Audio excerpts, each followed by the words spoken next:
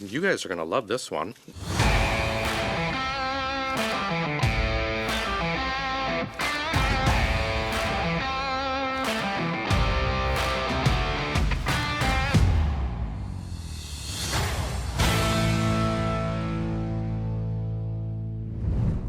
During the election, one of the most common questions we heard was, will the Conservatives bring the Liberal scandals back to committee and keep fighting for accountability? Well, we've got an answer. The $9 million luxury condo scandal is officially back on the agenda. The Conservatives have moved to reintroduce it at the OGO committee, and today we're breaking down what that means, what's at stake, and why this could be just the beginning. Let's take a look. Good morning, everyone, honorable members of the committee. I see a quorum right now, so pursuant to the standing orders of the House of Commons, as the clerk of the committee, I will now preside over the election of a committee chair. I must inform members that the clerk of the committee can only receive motions for the election of the chair. As you know, the clerk cannot receive other types of motions, cannot entertain points of order, nor participate in debate. Pursuant to the standing orders of the House of Commons, the chair of this committee must be a member of the official opposition. I'm now ready to receive motions for the chair position. All right, folks, this is basically day one of the Government Operations and Estimates Committee, also known as the Mighty OGO, also known as the only committee that matters, if you ask Kelly McCauley. So, who is this guy? Well, this guy is a clerk, and he's a clerk of the committee. He is a paid public servant. He is not elected. He's always there, no matter what government would actually take power. And before the committees can literally do anything, the members of the parties have to decide who is going to be sitting at what committee. After that, the people that actually show up to those committee meetings, the first thing that has to be done in order for committee to do anything is you need to have a chair and you need to have a vice chair. Now, there's a couple of different committees that must have a person or an MP from the opposition, and that is the Mighty OGO, or the Government Operation Estimates, the Public Accounts Committee, and the Ethics Committee. Why? Because these three committees are the ones that are typically the ones holding government to account. So you don't want a member of the government to chair such a committee. Right. And they have to be a member of the official opposition. So that's where that comes in. So the clerk of the committee, the only real role that he has and the only time he's really going to be speaking to committee is literally at the beginning of the parliamentary session, where a new chair needs to be elected. So that's what he's doing right now, and as soon as he has done this role, he will also take the nominations for vice chair, which will typically be on the government side, whereas on the other committees where the government is chairing the committee, the vice chair will typically be on the opposition side. So you have a yin and a yang type of approach when it comes to these committees. After the chair and vice chair are elected and appointed, then the clerk slides over and moves into his advisory capacity role to the chair and the vice chair, and the chair takes things from there. So let's continue. Yes, Ms. Block. Thank you, Mr. Clerk. I would like to nominate Kelly McCauley. So it has been moved by Ms. Block that Kelly McCauley be elected chair of the committee. Are there any further motions? Est-ce qu'il y a d'autres motions? Are there any further motions? Therefore, I will now put the motion to the committee. Is it the pleasure of the committee to adopt this motion? Plaît-il au comité d'adopter cette motion? Agreed? D'accord? And so I declare the motion carried, and Mr. Kelly McCauley, duly elected chair of the committee.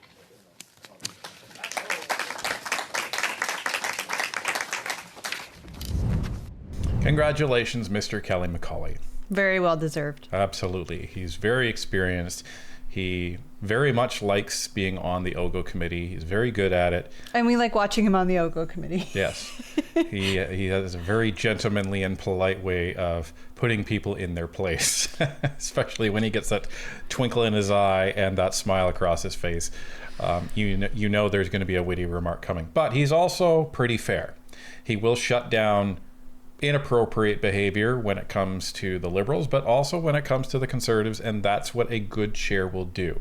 So he is also the tie-breaking vote. If there is a tie in committee, the chair will then vote, and in most cases, I can't think of a one where it wouldn't be, but in most cases he will then vote down party lines, which is expected.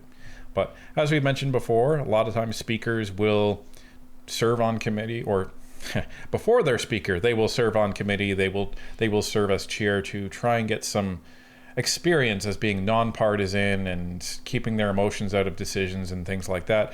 That's a very good training ground for being Speaker of the House. Now, I don't know if Mr. Macaulay has any aspirations of being Speaker of the House, but I'm sure that he enjoys being chair of the Government Operations and Estimates Committee. Okay, we're going to proceed with the election of the vice chair. We have two positions available.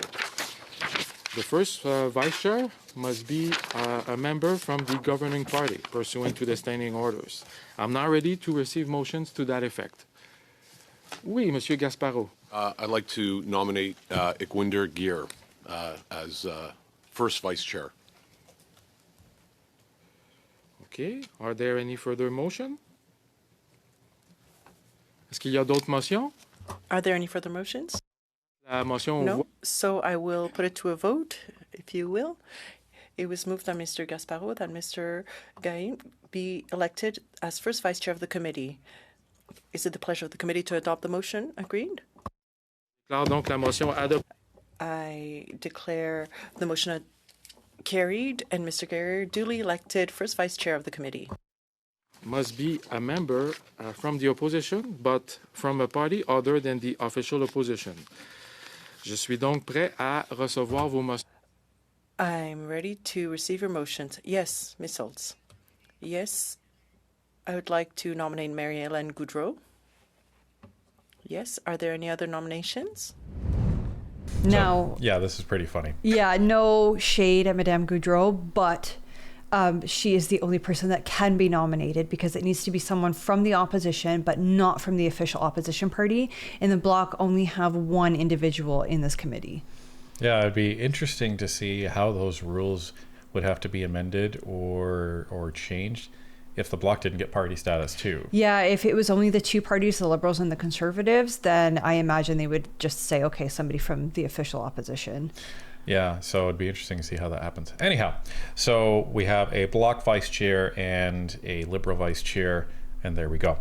So, shortly after this, what ends up happening is the committee has to adopt the rules that is going to use when it comes to operating committee. Now, there are a bunch of just routine rules, and there's lots of them. There's standing orders, but there's a lot of different types of rules that are negotiated between the party leaders, and that's what will happen prior to this. So there are additional rules on top of the standing orders that committees will typically employ.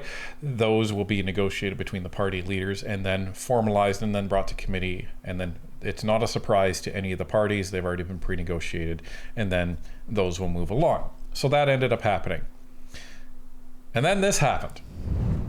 So one of the items we needed to finish off from last time was the report on the Consul General residence in New York. So suggesting that we or seek consent to reestablish the study, that the evidence received last session be deemed to have been received in this session. Instructions given to our analysts to write the report so that we can actually get the report written and submitted to the House. No more witnesses, no more time on it, but just so we can get it to the analysts to have it written so we can report it to the House.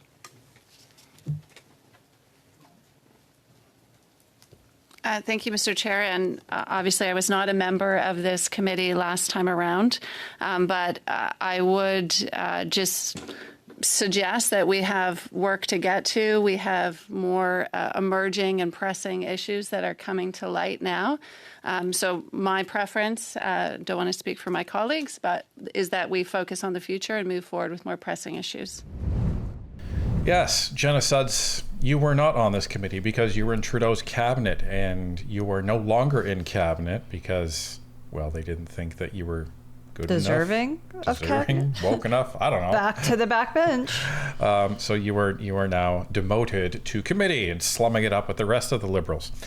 And of course, you would not want to worry about what happened in the last session. Let's not worry about that, right? Despite most of you were actually there, and there's a bunch of people in McCartney's cabinet were in Trudeau's cabinet. But you don't want to bring up what happened before. Let's just let bygones be bygones. Forget the last 10 years ever happened, right? Well, that's what they would like Canadians to do. Right. Now, the catch here is the Liberals can plead their case, but because they have a minority government in every single committee, there will be enough Conservatives plus a Bloc member to outnumber the Liberals in every single committee. So it's going to come down to really, what do the Bloc think in this scenario? Madame? See, it's so important to not to abandon everything that was done in the past. I'm new here at OGO, so if we could have an overview and have something concrete, I mean, in my opinion, in each committee, we see these happening, bringing forward the past work. We know analysts are doing an excellent job. We want you to have work to do this summer, but I think it's very important to know exactly what's happening and what has happened, and then we can move on to what's coming up.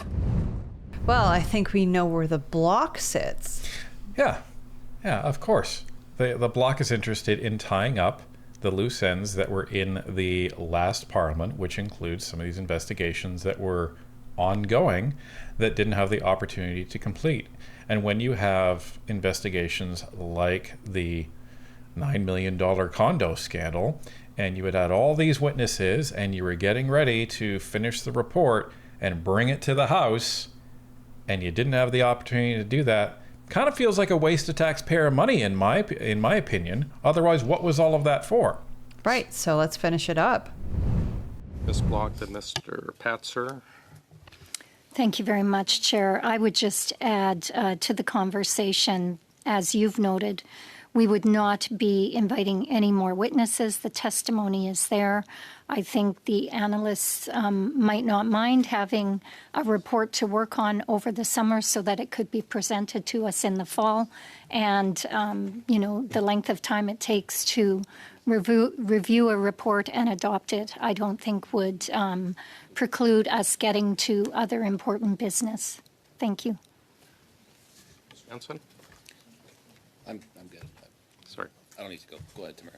Yes, I think it's really disrespectful to the Canadian taxpayer if you spend all this time and money on a study and then don't finalize with a report. So I think taxpayers would appreciate seeing an end result to the money that they put into it. Yes, we would. It's like the Conservatives understand what the taxpayers actually want. Maybe not wasting their money, not wasting the no doubt hundreds of thousands of dollars worth of salary that we're sitting around that table going through these scandals so that we have an idea of what's going on. And yeah, absolutely, present the report to the House. And to be fair, when they're talking about wasted money, it's brown dollars, meaning that these people would have gotten a salary whether they were sitting in committee doing this work or whether they were in their constituencies working with their constituents. Doesn't really matter. But if you've spent the time and therefore the allotted salary dollars on this committee, this particular topic, let's finish it up. Right. Because otherwise there's essentially a black hole in that value that we got for these MP salaries last Parliament. And we have enough black holes in our government when it comes to taxpayer dollars. We don't need another one.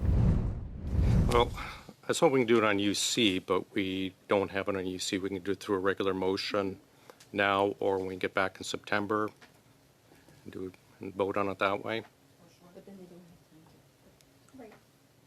Mr. Chair, I would move that we bring forward the work on the Consul General's condominium, that testimony, with the intention of doing a report and presenting it to the House. I guess Ms. Jansen has a point. It's to get it started, to give directions to the analysts to start writing the report. So at least we can have it written over the summer. Okay. Are we okay with that, colleagues? Okay. Well, can we go to a vote on it? Clerk? Sir? Thank you, Mr. Chair. Mr. Gair? No. Mr. Gasparro? Nope. Madame Rochefort? No. Ms. Sodds? No? Ms. Bloch? Yes. Ms. Jansen? Yes. Mr. Padzer? Yes. Et Madame Gaudreau? Oui. Okay. 4 against 4, right? So, yes pour 4, 4, and nays contre 4, Yes. 4. Yes. You're voting yes. Okay. So carried. Beautiful. So I just want to point out what happened right there is that the committee voted whether or not to have a report written for the information that had been collected in the previous Parliament, Parliament 44, regarding Tom Clark's $9 million condo. So they're not bringing in any more witnesses. They are not spending any more time collecting data. All the data has been collected, but one of the staff of the committee is going to take all that information and put it into a report over the summer months and then present it to the committee in the fall.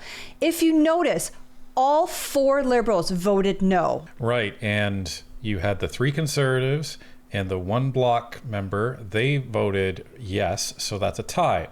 So as we mentioned before, one of the functions of the chair is to act as the tiebreaker, and Kelly McCauley voted with his Conservative colleagues, so the motion is carried. So I think the important question here is, all the work's been done. Essentially, the only work needing to be done over the summer is that one of the parliamentary staff is going to be writing that report. They're not bringing witnesses. They're not taking in additional info. It's all there. Somebody just has to compile it. So why did the Liberals vote no? Well, here's the thing. It's because when everything comes back in the fall, you are going to have a really what feels like the official reset of Parliament. You're going to have a new strategy by the Conservatives brought in. You're probably going to have a new strategy by the Liberals brought in. You're going to have, all of the committees firing up and getting to work as they normally would in a government. And we're going to be leading into this fall economic statement. Pierre Poilievre is going to be back in the House, and he will be the official leader of the opposition in the House. And this is going to be one bullet in the chamber that they're going to be firing at the Liberals when it comes to that fall session. And the last thing the Liberals want to give the opposition parties, because they are now all acting more like opposition than we had in the last Parliament, where you had the rogue NDP that was essentially, 1 foot in the government and 1 foot, doing the hokey pokey or whatever it was. But it wasn't acting like a member of the opposition. So the government has to be getting a little concerned at how much opposition-like these parties are actually acting. So they don't want to give them anything, and this is going to be the first bullet in that chamber that they'll have to fire. And the problem with this is they've actually given them a second bullet too, because not only are they going to be having to explain this stuff with Tom Clark and this crap, because again, previous ministers were in government at that time. They're also going to have to explain why they didn't want this to come to Parliament, because they're trying to say, well, we have more important things to focus on. Right, but this is taking literally 0 time from the MPs. It's going to be taking time just of the analysts, which will have nothing to do over the summer because the committee just started yesterday. So they need something to do over the summer, so why not give them some work and get some value for money for taxpayer dollars? So off we go. And the Conservatives have been true to their word in bringing up some of these investigations again to ensure that they see the light of day in the new Parliament, and we'll see what happens. I have another one. It's on the Indigenous procurement one. We had many, if you recall, or if you had participated, we had many Indigenous witnesses, some elders, experts who were not able to participate. They joined in the meeting, but if you recall, we lost several because of Zoom issues, technological issues. So I'm hoping we can get UC to reestablish that study so we can hear from the Indigenous witnesses. We had from the Yukon, I recall, and some were from, I think it was McGill or from Montreal, but one of them, we actually tried 3 separate times to have them Zoom in, and 3 times we had technological issues. So I'm hoping we can have UC to reestablish those meetings or that study to continue so we can hear from the Indigenous witnesses and experts that could not join because of our IT issues. Thank you, Chair, and congratulations on your election as Chair. As a new member to this committee, I'm not familiar with the proceedings that were had before Parliament was prorogued. So was there a number of meetings that was set for this particular study or no? Well, first of all, congratulations to you, but allow me to express my disappointment that you were not following OGO religiously as the public does. Amazing. I had to interrupt you, Mr. McCauley. That's awesome. That's you guys he's talking about. Yeah. That's you guys. That's MP Nation. Absolutely. 100%. Because we know that MP Nation doesn't just watch committee through Northern Perspective, because we cannot cover every single committee and every single committee meeting. But we know that you guys watch OGO on your own, so awesome. Absolutely. You guys got a shout out from Kelly McCauley. There you go. And Liberals should watch OGO more often, and if they want, they can catch it on Northern Perspective once in a while. Doubt that's going to happen. Anyhow, this is interesting because this is a second investigation, and if you recall, this investigation was primarily started as a result of the ArriveCan investigation. That's right. And David Yo man, right?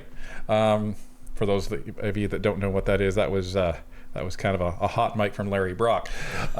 But David Yo, who was Indigenous or had some Indigenous heritage, he was the CEO of Dalian Enterprises, which was double dipping. It was a 3-person company, and the Indigenous procurement requirement is that 30% of the company or 33% of the company had to be Indigenous. Well, he was the one of 3 people in that company that was Indigenous, and their company did literally no work. They passed any contract that they got over to their partner, which was Cordex, which they had a bunch of people that actually did work, but they would also subcontract out to other people like, what was that company's name? Oh yeah, GC Strategies. So well, they're not getting contracts anymore now, are they? Right. So and David Yo tried to say, well, the Indigenous procurement program, it's not for normal Indigenous people. It's for people like me. And so you can imagine how that went over. Not well. So they started the Indigenous procurement study and started finding all these ways that it was being violated and abused. So this is another investigation that they're bringing forward to hold people to account. So that's great. Let's see how this plays out, because I haven't seen this yet. There had been some set aside, and then it had been extended a lot because of the continuing IT issues. So we'd set a meeting aside, people would join in, and then we could not get the interpretation because of IT issues. So do we have an estimate on how many meetings we would like on this? I think it was 3 witnesses, so 1 or 2.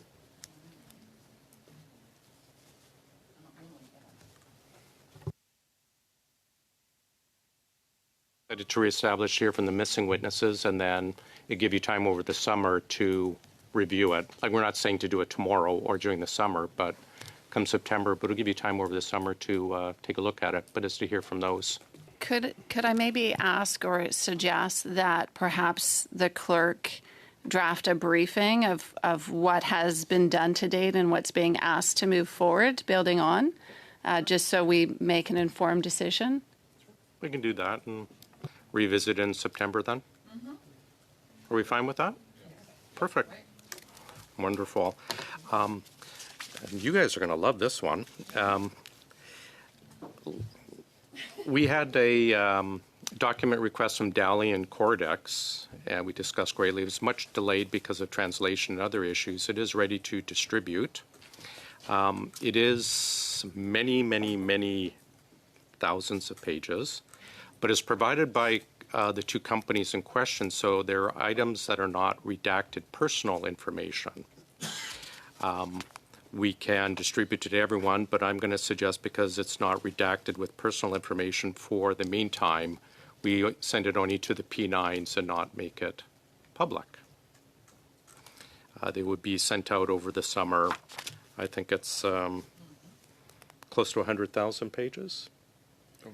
Thousands and thousands of Many, many thousands. But again, they haven't provided it in redacted form. We did not ask for it in redacted form, so because there's private information, whether it's phone numbers or emails, I'm going to suggest in the meantime, until we decide otherwise, it just be distributed to the P9s. So the Conservatives have, well, let's just say the opposition parties, because there would have been chat before this meeting. The opposition parties have pretty much cornered the Liberals on this Indigenous procurement thing, because remember, the Liberals were the ones leading the way on reconciliation and honoring Indigenous people, and I believe they started the Indigenous procurement program in the first place. So why would you vote against continuing to hear from Indigenous people in order to fully understand the scale of the problem when it comes to the issues with the Indigenous procurement program? Perhaps because the results will be inconvenient for the Liberal Party. Indeed.